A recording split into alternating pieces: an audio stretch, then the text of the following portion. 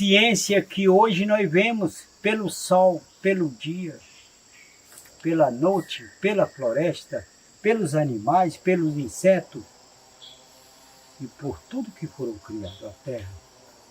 Você vê uma grande árvore dessa aqui, quantos anos ela não tem? Quem plantou, quem criou? Aqui tem um dono que criou.